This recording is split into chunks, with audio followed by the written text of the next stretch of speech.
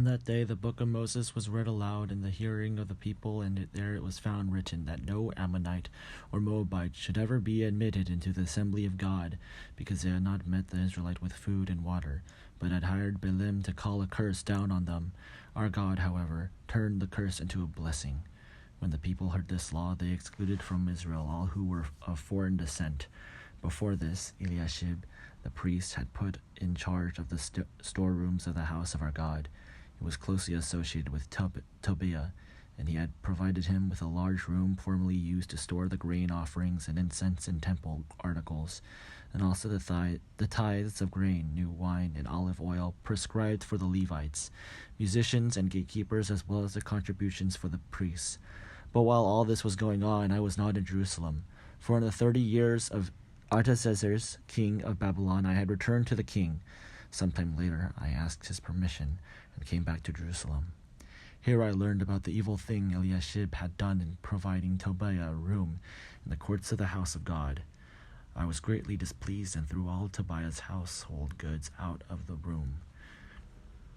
I gave orders to purify the rooms, and then I put back into them the equipment of the house of God, with the grain offerings and the incense. I also learned that the portions assigned to the Levites had not been given to them, and that all the Levites and musicians responsible for the service had gone back to their own fields. So I rebuked the officials and asked them, "Why is the house of God neglected?" Then I called them together and stationed them at their posts. All Judah brought the tithes of the grain, new wine, and olive oil into the storerooms. I put Shelemiah the priest, Zadok the scribe, and a Levite named Pedaiah in charge of the storerooms, and made Hanan, son of Zakur, the son of Mattaniah, their assist, because they were considered trustworthy. They were made responsible for distributing the supplies to their fellow Levites. Remember me for this, my God, and do not blot out what I have so faithfully done for the house of my God and its services. In those days I saw people in Judah treading wine presses on the Sabbath and bringing in grain and loading it on donkeys, together with wine, grapes, figs, and all other kinds of loads. And they were bringing all this into Jerusalem unto the Sabbath. Therefore I warned them against them selling food on that day. People from Tyre who lived in Jerusalem were bringing in fish and all kinds of merchandise and selling them in Jerusalem on the Sabbath to the people of Judah. I rebuked the nobles of Judah and said to them, "What is this wicked thing you are doing, desecrating the Sabbath day? Didn't your ancestors do the same thing so that our God brought all this calamity on us and on this city? Now you are stirring up more wrath against Israel by desecrating the Sabbath." When evening shadows fell on the gates of Jerusalem before the Sabbath, I ordered the doors to be shut and not opened until the Sabbath was over. I stationed some of my own men at the gates so that no load could be brought in on the Sabbath day. Once or twice the merchants and the sellers of all kinds of goods spent the night outside Jerusalem.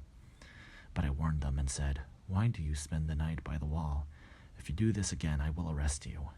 From that time on they no longer came on the Sabbath. Then I commanded the Levites to purify themselves and go and guard the gates in order to keep the Sabbath day holy. Remember me for this also, my God, and show mercy to me according to your great love. Moreover, in those days I saw men of Judah who married women from Ashdod, Ammon, and Moab. Half of their children spoke the language of Ashdod, or the language of one of the other peoples, and did not know how to speak the language of Judah.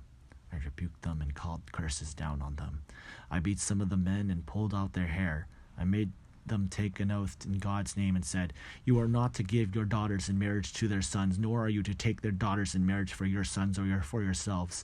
Was it not because of the marriages like these that Solomon, king of Israel, sinned?